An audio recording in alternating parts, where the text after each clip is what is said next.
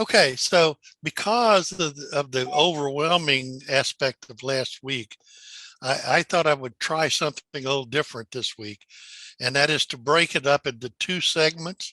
And the first segment I call the narrative. That's when we'll go through it and talk about it. And then the second segment would be the detail. It'll be more information, and it will be information that I used to support what I would have talked to you about in the narrative aspect of it. So that if we run out of time trying to keep it at or under 60 minutes, then we're only losing some of the detail, which you can pick up in the PowerPoint when I send it out to you. Does that sound reasonable for everybody? Sounds good. You bet. You bet. Okay, so let's see if we can get going here. All right. Yeah, we're going to talk about the Jews and the Gentiles this week. Talk about the Jews and the tribulation, and next week we're going to be talking about the Gentiles in the tribulation. So I just thought I'd kind of put this together for you. I also put this map together for you because periodically, off and on, when something happens in Israel, people ask me about where such and such is. So I thought I would show you on the map here, the Gaza, that's usually Hamas and PLO have an issue with Israel. The West Bank is usually the PLO. And then the northern aspect is the Golan Heights, which they have taken from Syria. And they are elevated. So what was happening before were the Syrian terrorists were and Lebanese terrorists were sitting on the Golan Heights and launching mortar shells into Israel. So when Israel took that, it gave them a geological advantage, an elevation that they can look straight into Syria. So I thought the picture on the left was pretty interesting.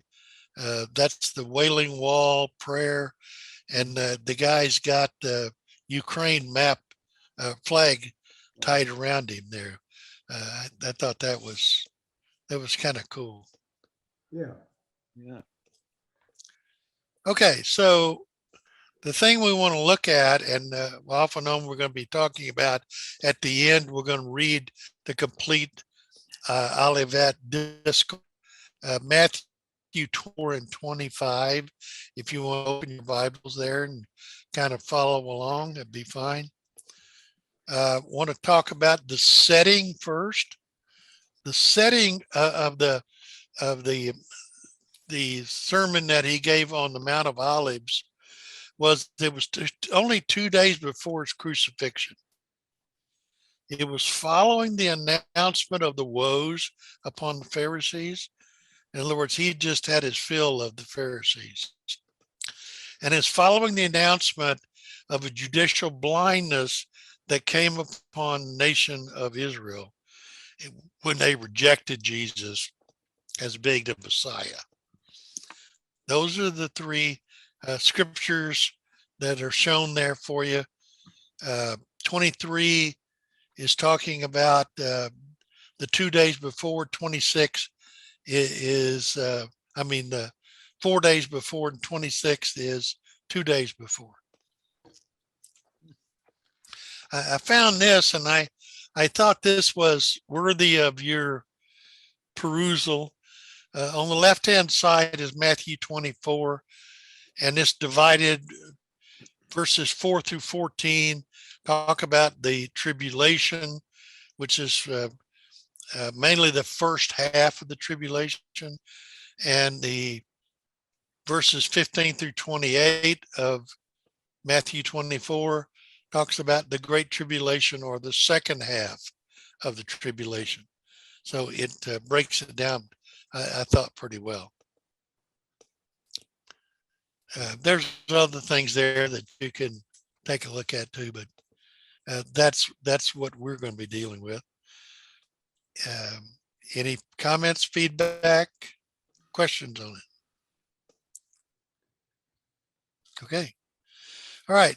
So I given you a little schematic here to kind of give you the feel for it. I'm going to try to follow this schematic and fill in the blanks as we go over the next several weeks, so that you can see. If I put everything up at one time, I think it would just be too cluttered, too much for you, and overwhelm you.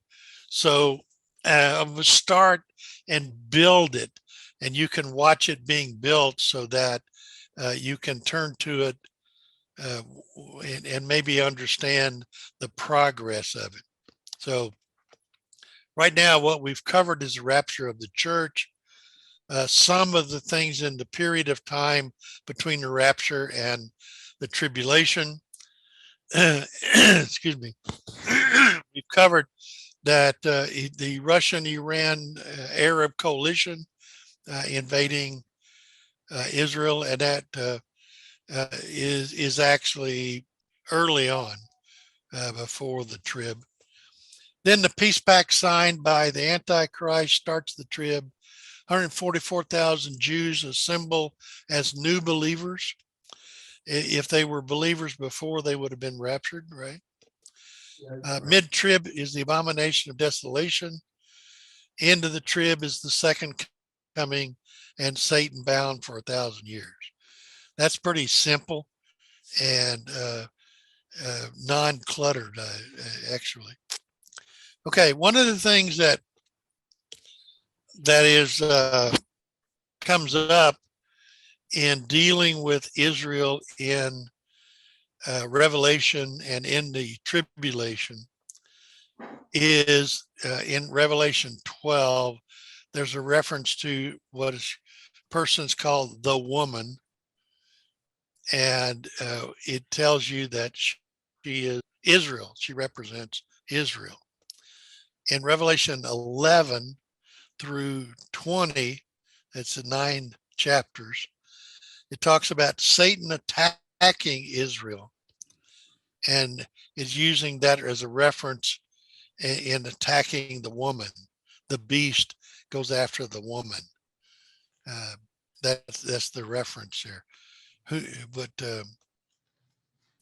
what do you think? Why would they use the woman as a symbol of Israel? Does that go back to Genesis, where after when God was rebuking the serpent, said that the offspring of the woman will crush your head, the offspring of your, crush the head of your offspring? Yeah, I think that's about as big a link as you can put in there. Yeah, from the end of the Bible to the beginning of the Bible. Yeah, exactly. Exactly. Very good, Bob. Very good. Very good. Okay.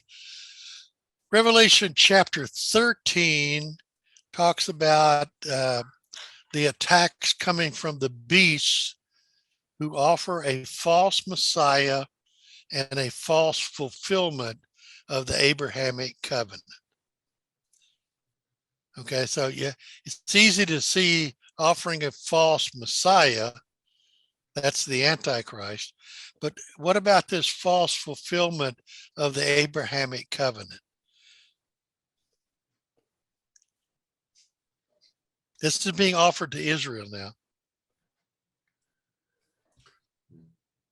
Well, it kind of goes hand in hand one with the other, doesn't it? Just to completely mislead you as to who truly is in control. Yeah, but how could he, what could he do to create a false leading for you in considering the Abrahamic covenant? How could he distort that? What are the 3 things that are contained in the Abrahamic covenant? The promise. Seed, right? Right. That's the Messiah is coming, right? Yeah. Soil, that's the land. The land promise, yeah. And then blessing, The blessing. blessing amongst the nations. Those who bless you, I will bless. Those who curse you, I will curse. That's what he said. So how could Satan distort that to make it believable to Israel?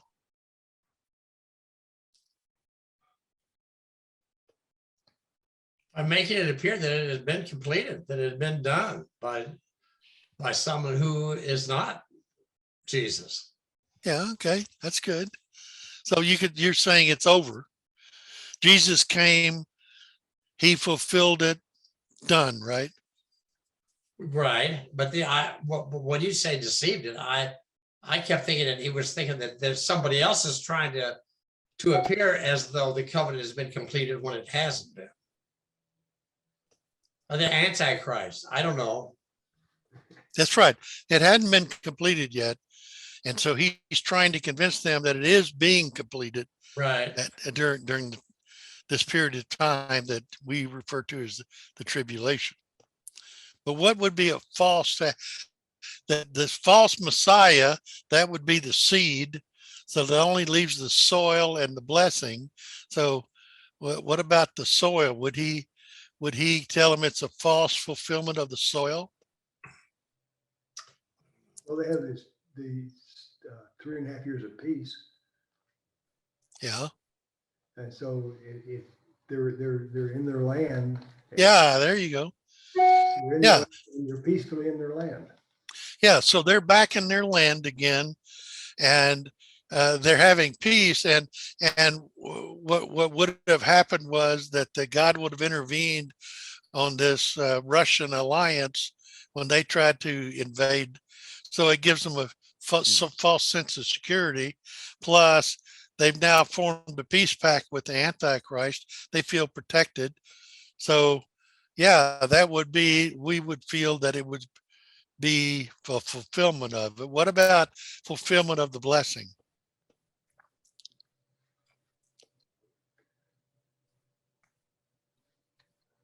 Is that they could actually return to their offered sacrifices in their temple? Yeah, very good, Bob. Boy, you're on it today, man. That's good. I don't know. You're doing well. Yeah, it'd be fulfillment of the temple sacrifices, plus at mid-trib, the Antichrist is going to move his headquarters from either Rome or Babylon, whichever two he is at, to Jerusalem. Oh. And so, yeah, there's all kinds of reasons that he would have to give him a hand fake and tell him that it has been fulfilled in the Abrahamic covenant when it truly has not been fulfilled, actually. All right. So in chapters 17 through 18 in Revelation, there's an attack by Satan against Israel by this apostolic religious system that the Antichrist would have by the false prophet.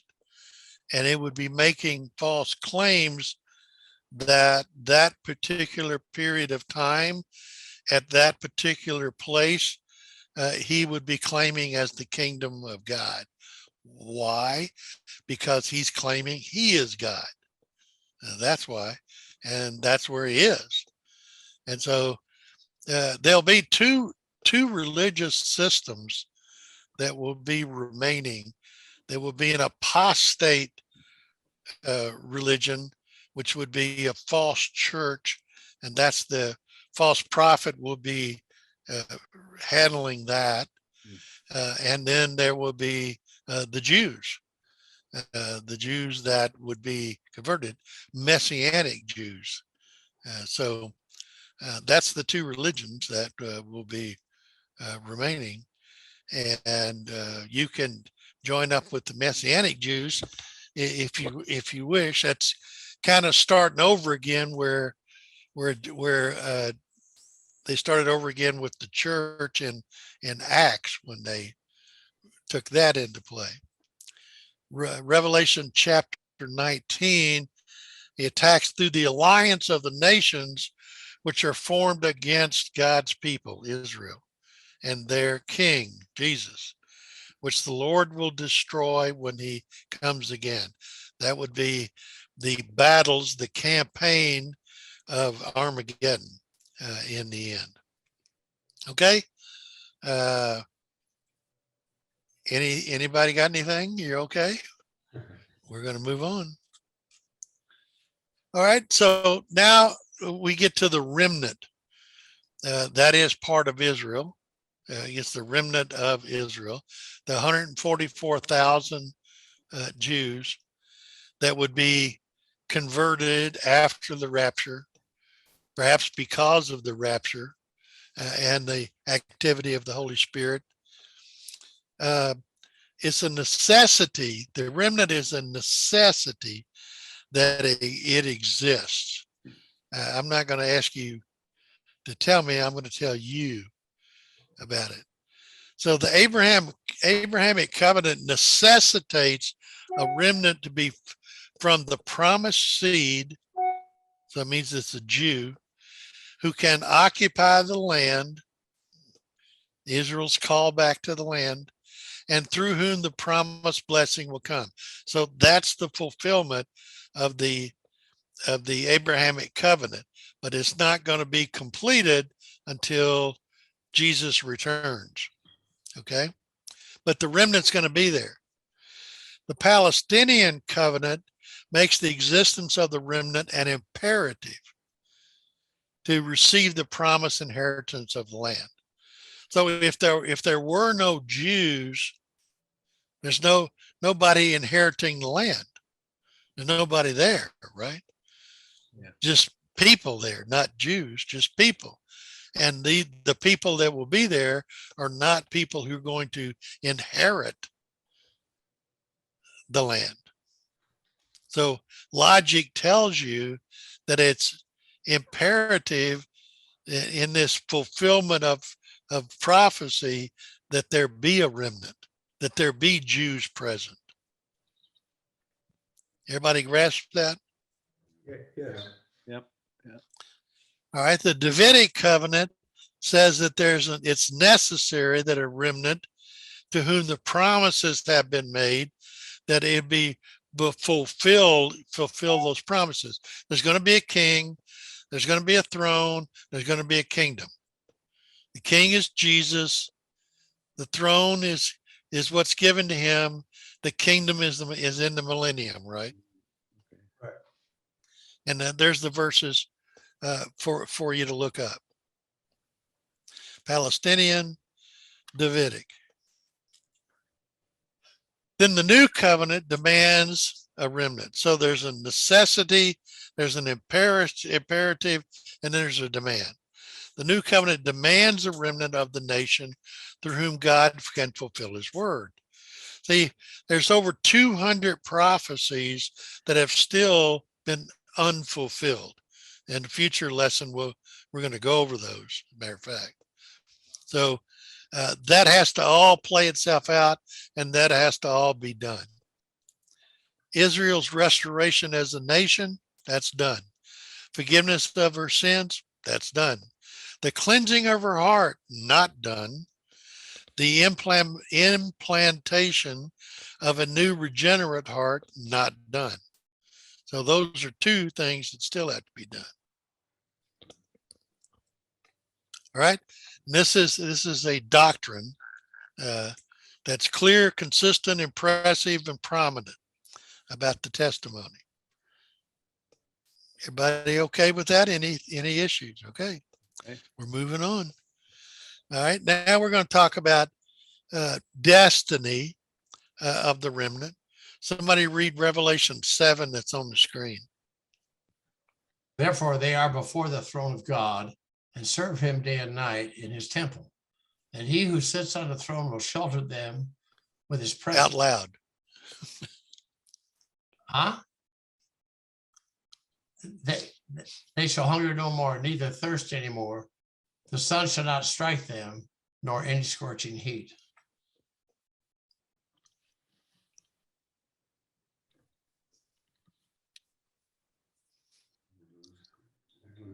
Norm, read that for me, will you? Oh, wait, Frank is, Frank already read it, Dan. Dan, can you hear us? Dan, Dan, can you hear us? No? Okay. All right, Bob, how about you, buddy? Yeah, I'll go ahead. Therefore, they, Bob, you're muted. Dan can't hear us. Dan, Dan, Frank already read it. yeah, Can you hear us? I don't think I Dan, can't hear you. We can't hear you. Can't hear you. All right, I'll read it. Therefore, they are before the throne of God and serve him day and night in his temple. And he who sits on the throne will shelter them with his presence. They shall hunger no more, neither thirst any more. The sun shall not strike them, nor any scorching heat. So this is their destiny, so to speak. So the remnant in the New Testament is a believing and expecting a nucleus. Expectant means they expect to see what God is going to do in his prophecies, to whom the promises of the Old Testament are reaffirmed. There is a remnant within the remnant of Israel. There's a believing group within the spared nation. And we see examples of that with Zacharias and Elizabeth, or Zacharias and Elizabeth, John the Baptist, Mary and Joseph, Simeon, and the disciples being collectively a minority, a fraction within the remnant of Israel. But the body of Christ, with all its national distinctions, they disappear. The body of Christ. Therefore, there's no continuing remnant of Israel with whom God is particularly dealing today. Right now, there's no remnant. There is Israel. So it's not a necessity of a remnant because the population of Israel is on the increase, not the decrease. Okay? And the remnant is shown up in Revelation, New Testament, because Israel's now blinded, which is temporarily. God cannot have a remnant within the nation with whom the covenants will be fulfilled because they're blinded. That's in Romans 11. Okay. And they'll be blinded until the second coming of Christ. So remnant does exist in the tribulation period because God designated them as such. That's their function. That's their purpose. That's the 144,000 Jews. mhm, The whole tribulation's a period of preparation for the coming of the King. The word is going to be available. The Holy Spirit's still going to be operative. There are going to be signs that are given to point Israel to the knowledge of Jehovah.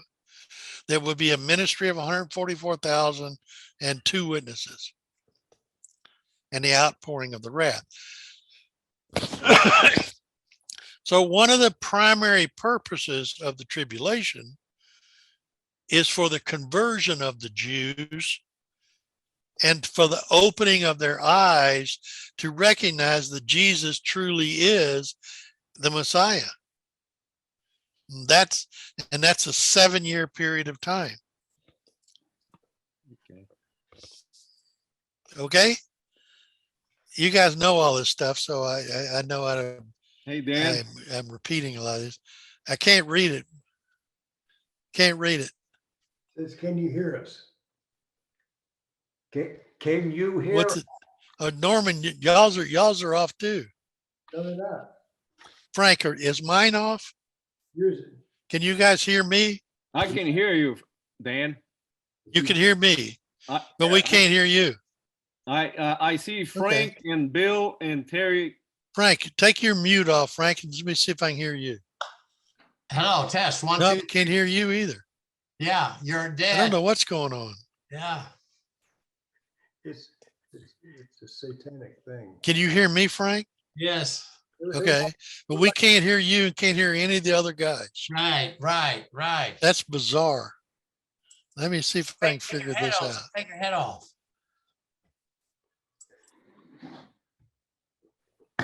Can somebody say something? Can you hear me, Dan?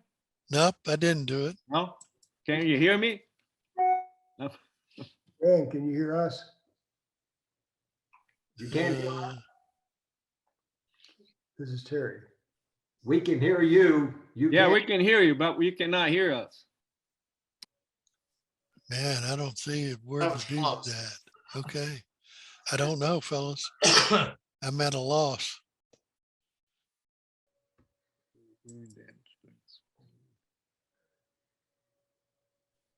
Something happened on his end.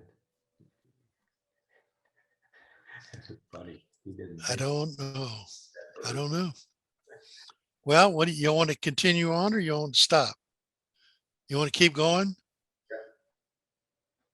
Yeah. Okay. All right. So besides the remnant, and we have the two witnesses in Revelation 11, and I will grant authority to my two witnesses, and they will prophesy. Let's see what the chat says.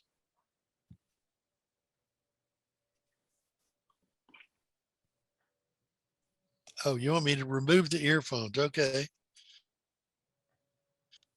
How's that? Is that better? Can you hear me still? No. Somebody said something. I heard Can you guys hear me? Yeah. Test 1, 2, 3, 4, 5. I think your earphones are dead. Can you hear me? You're way down. Yeah, we can hear you, but very low volume. It's picking up the microphone off your earphones, and you got it laid down beside you, so we can hardly hear you. I did take it off. I did lay it down and I did unplug it. Yeah, we can hear you. Very low volume. I'm trying to see if I can figure out how to get it up. Pick up the earphones and get your microphone closer to your mouth. Can you hear that? If I put my earphones back on, okay, Yeah. is that gonna cut your sound off? You texting Dan? Can you hear us now, Dan? I hear you. Can you hear me now? Yeah, I can hear you, but your volume But is now I very can't low. hear you. Oh, now you're back. So Yeah, okay. that's the problem. Mhm. Let me see if I can turn this up. Need to take the microphone off the headphones. Take the headphones off. Okay.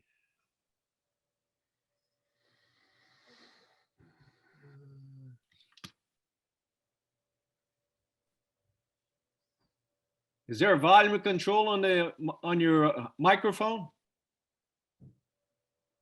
Yeah, there's on my microphone, but my microphone cuts you off. I can hear you really good now. Yeah, you're back. You're good now. You're good now. Good now, Dan. That's because I turned it up.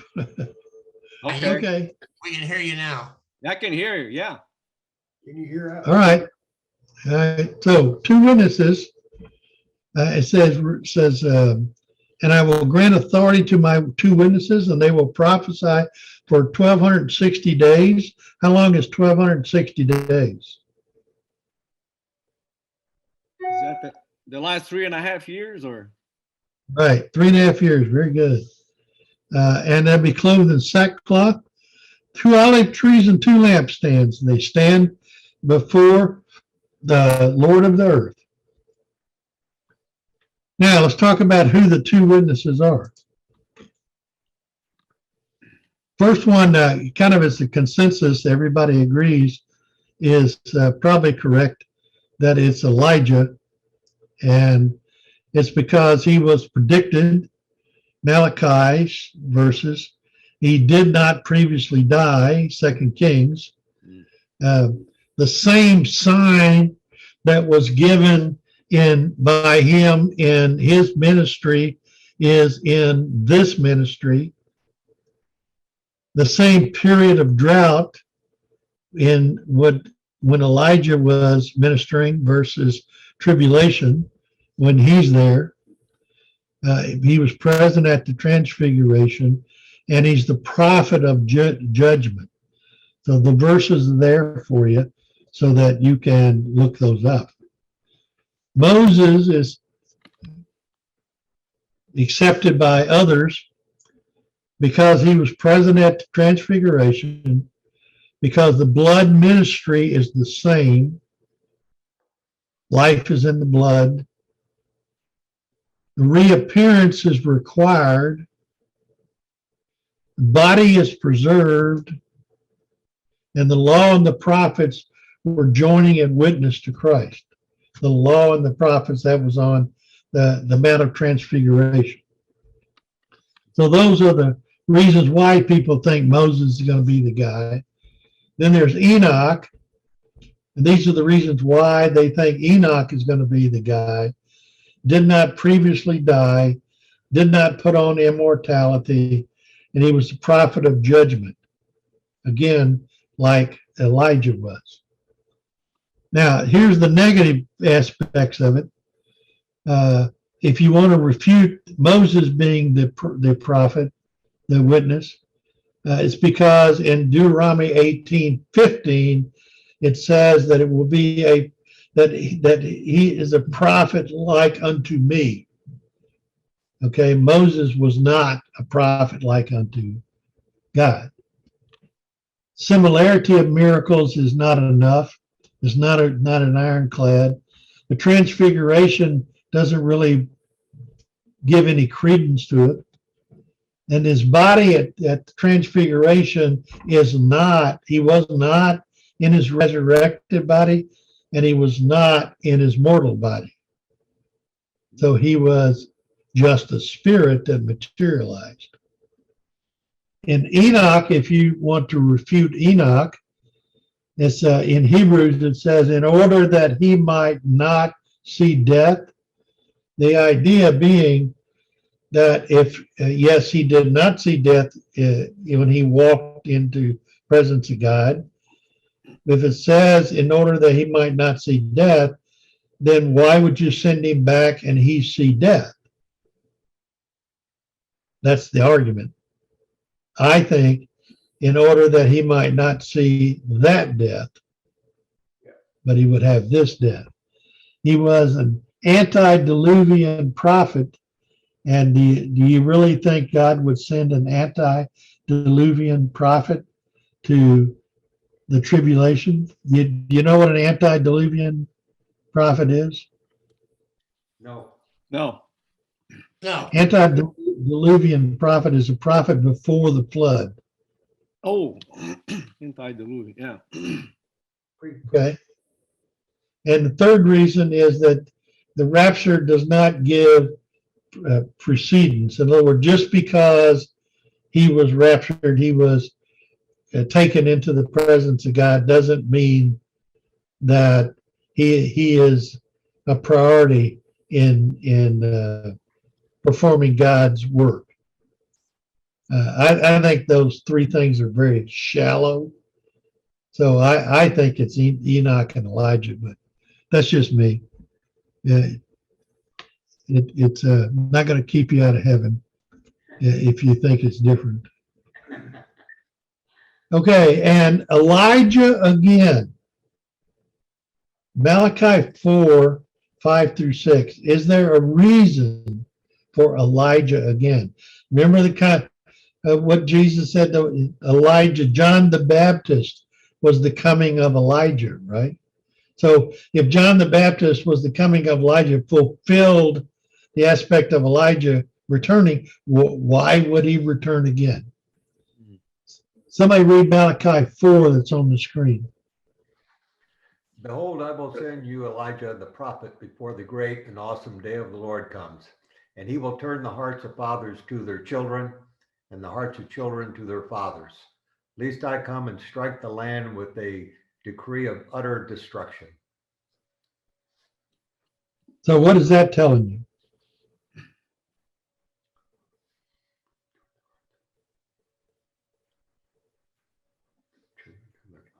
that Elijah is going to return Right, but when? Well, before the Lord returns. yeah, Before the great and awesome day of the Lord, right? And then what's he going to do? He will turn the hearts of the fathers to their children and the hearts of the children to their fathers. Okay, so the work of the witness is to do exactly that in conversion of the people, because he's going to even performing miracles, conversion of the people during the first half of the tribulation. Remember now, there's no church, right? And the 144,000 and the two witnesses, that's their job, was be evangelizing people. okay. Lest I come and strike the land with the decree of utter destruction. No, he's not going to do that, because he's going to fulfill what? The Abrahamic covenant instead. So I don't see anything here that is preventing Elijah, or to me, preventing Elijah from being sent back during the tribulation. Do you guys see that anywhere? No, agree with you. Okay, so here are the three questions about Elijah that I've left blank because I want you to answer them for yourselves.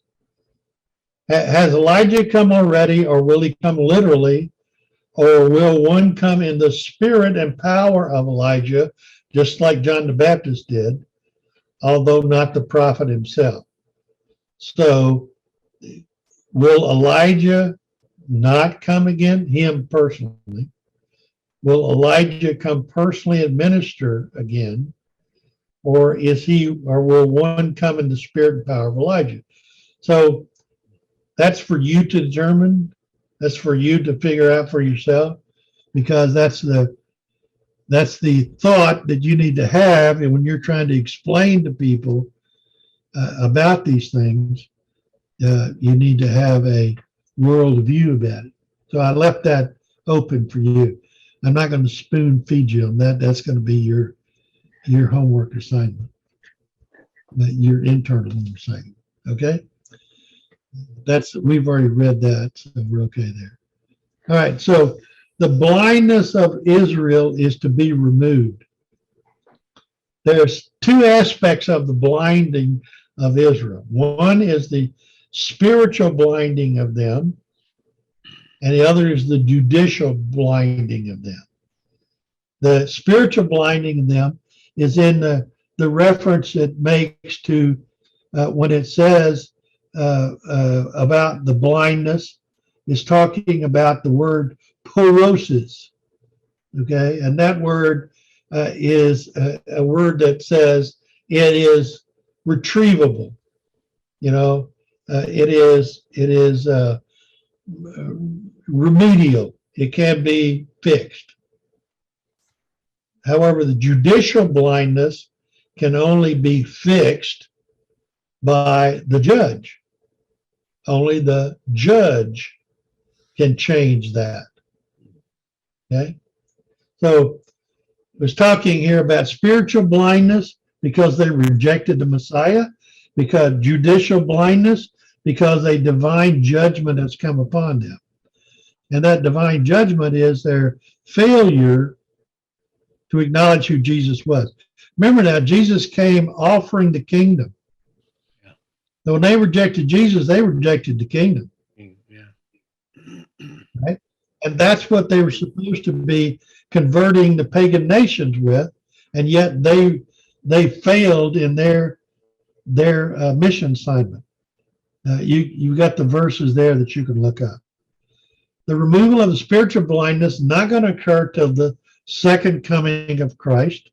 The removal of judicial blindness permits Israel to hear the good news of the kingdom, Matthew 24:14, in order that they might be saved, both individually and nationally.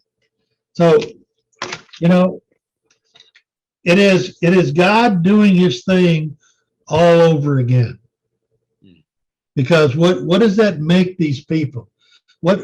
the 144,000 Jews that come to realization of Messiah and accept Jesus Christ as their Lord and Savior following the rapture, what can you think of a word that we could call them? A term? Evangelists? Evangelists. Yeah. They're evangelists, right? But what don't you see what they are? They are the new elect. Yeah. Oh, They're the new elect because when the church is raptured, there are no believers on the planet. So in order for there to be believers on the planet to evangelize the remainder of the unbelievers on the planet, there has to be an elect. okay. There has to be believers. Right. So then just a side thing real quick. So the Messianic Jews that we have now that will be up to the before the rapture, they'll be gone with the believers. All the believers, right? Yes, Okay. that's the idea of them being a believer. Yeah, yeah. Okay. I think that's an Yeah. obvious. Okay. Yeah. So they're part of the universal church, Yeah. Right. not a specific church, but a universal church. Okay. And I don't want you guys missing that.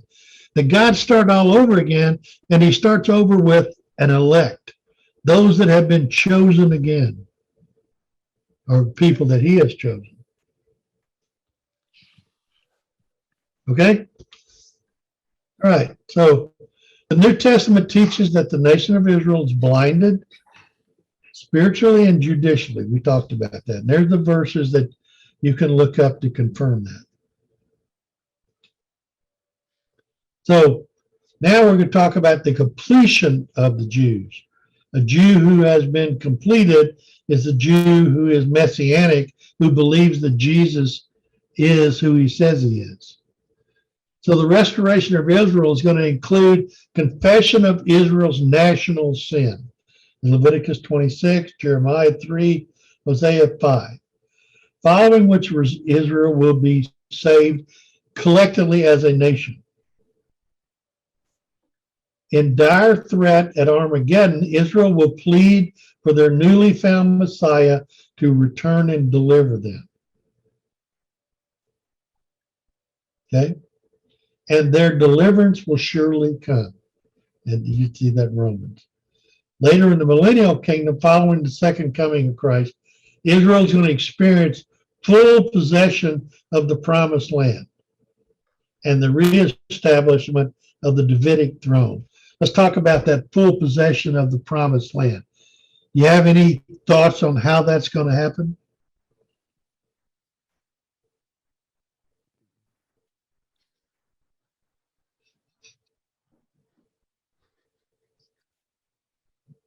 Well, Jesus is ruling, right? Yep. In the millennium. So he's ruling in the land of Israel. I mean, in Zion, right? Yep. So they have a kingdom, and it is on their land of Israel. Right, but how did someone stake a claim on the promised land? How did they stake a claim? Remember now, we've covered this a lot, that Israel is just a sliver of what was really promised them originally. So how are they going to break out of their borders and take over that land? What action is going to cause that to happen? Aren't they getting pushed back from the Arabs? How's that going to work? Well, Isn't that at the conclusion of the Battle of Armageddon? Yeah, there you go. Yeah, it's the army. Yeah. And so they're going to bust out. What's going to happen is in the final battle, Armageddon is actually a campaign, but in the final battle, Jesus is going to come back with the saints. That's from the outside. And from the inside are going to be the converted Jews. So the invaders are going to be caught between them. And of course, they're not going to be able to stand up against Jesus, because what does it say? He's going to have a sword in his tongue, in his mouth. He's going to do it by just speaking to it. Okay? Okay. I can't fool you guys. All right, so we're starting to fill in a little bit here. Not too much, but a little bit. 2 witnesses are killed, and their bodies in the streets are for 3 days, and they're raised and go back, and that's going to be seen by everybody in the world. But there's also going to be, at that particular period of time, which we'll talk about later, but Satan is going to be kicked out of heaven, and he knows his days are numbered. He knows time is running out. So he's going to accelerate his persecution of the Jews. It tells us, as we read it in Revelation, that he is going to be in pursuit of the woman, that's Israel, and the male child, that's Jesus, right? So he's going to do what he did originally when Jesus was born, try to kill them all. Remember that? We're going to kill all the babies, Yeah. for the firstborn babies, male childs. Isn't that what was the edict? Yeah, that was the edict, right? So he's going to do the same thing. He's going to start a campaign to eliminate the Jews. All right. So at that point, in Matthew 24, Daniel 9, Jeremiah 30, God says that is the time for Israel to flee from the land and run to the hills.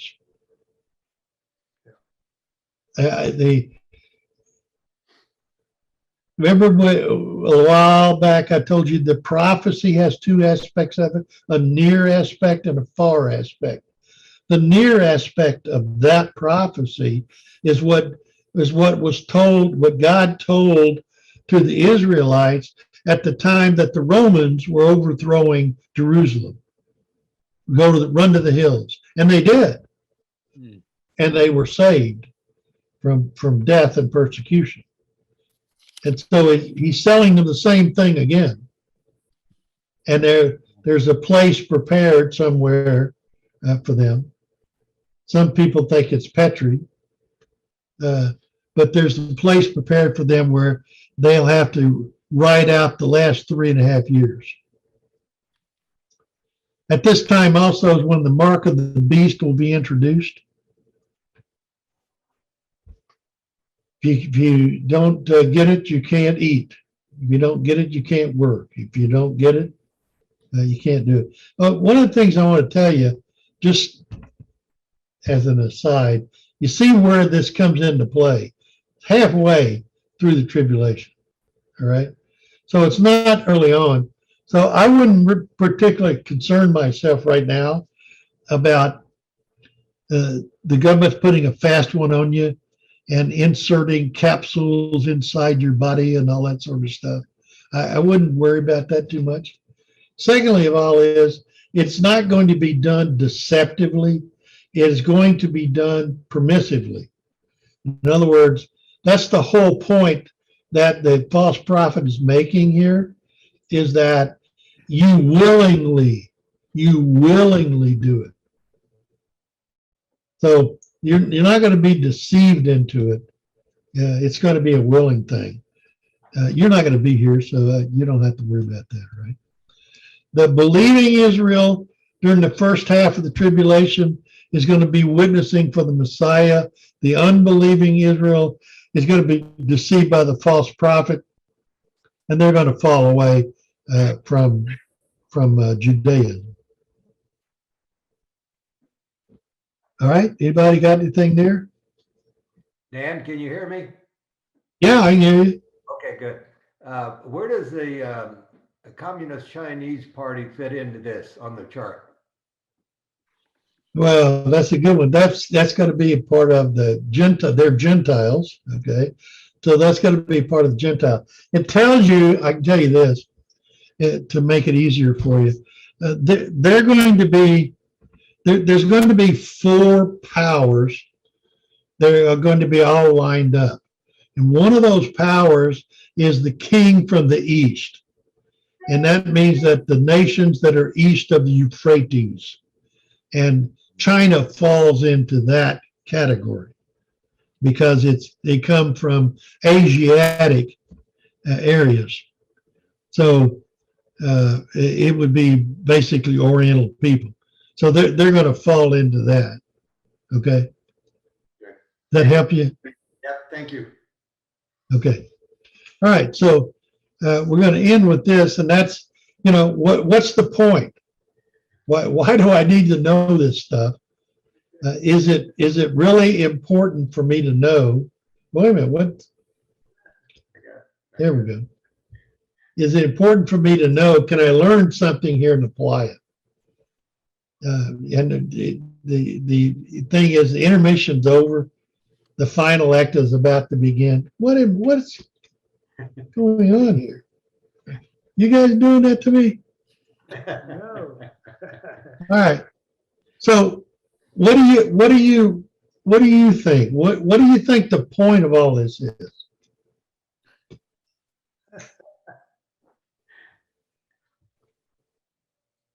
Besides Snoopy falling over. Well, it confirms the accuracy of the prophecies, I think, which is very important for us to understand. Yeah, that's good. I don't want you to miss that. That's very good. 230 prophecies have to be fulfilled. And God is a God of detail. Yeah. He's not going to leave anything hanging out there.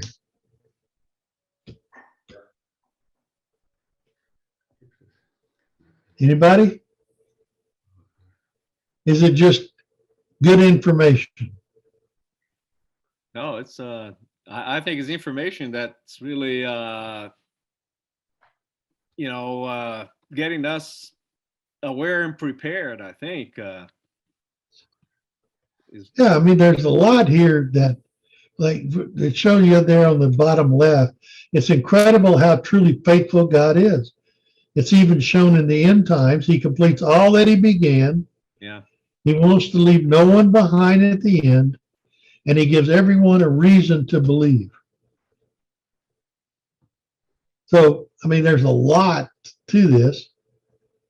And at what we're finding in every lesson, no matter what viewpoint you take, no matter how you look at it, it all ends up the same way. God is consistently true, and he is consistently faithful, and you can believe what he says and he'll do it. And his wishes are for all to be saved, and he offers so many different elements and so many different aspects for someone to click, to have the great aha and realize who he is and be saved. Mm-hmm. You guys are a tough audience. All right, there you go. We'll go downhill now.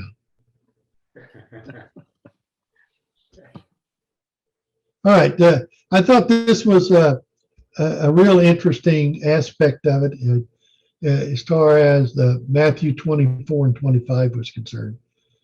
So I gave you that because collectively it talks about those three things in the verses. You can piece those out of the Olivet Discourse.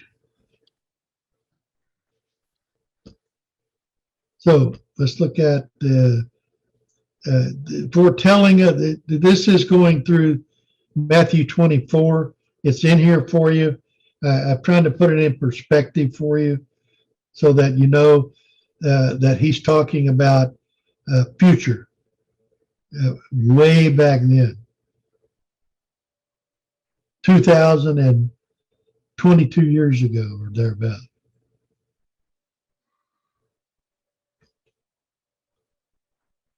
So rather than go through and read all of these will be they're available for you. You see the three questions that were asked by the disciples Tell us when these things will be. What will be the sign of your coming, and when's the end of the age? Those were the same questions that we had. Yeah. Dan, by the way, in looking at this, doing some research, I saw where in 1968 in the excavation there where they found some of those, the bricks of the temple. And Yeah, they broke them apart and discovered the gold that had melted. yeah, That was fascinating. yeah. The treasures melted inside, and they fell down through the stones, and so the greedy Romans went and chipped them out, and no stone is going to stand on another one. Wow.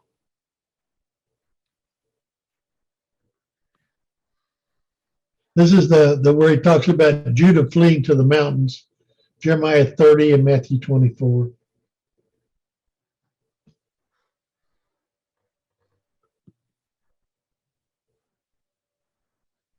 See, if we'd have gone through all this in the first part, we'd be here for another hour.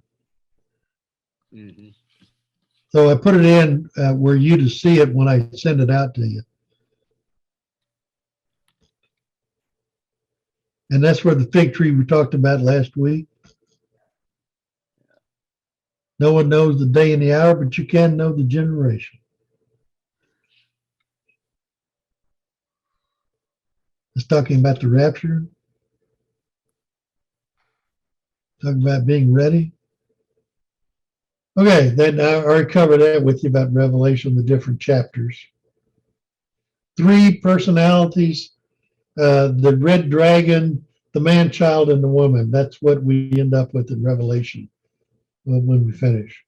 Okay. You can fill those in. I thought these were pretty good graphics, so I put those in for you.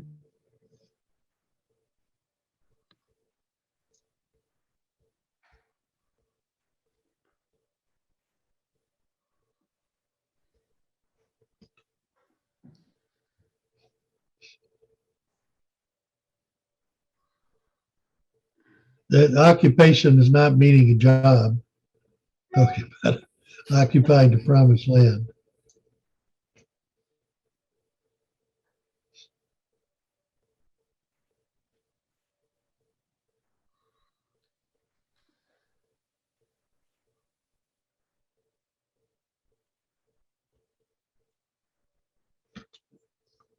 All right.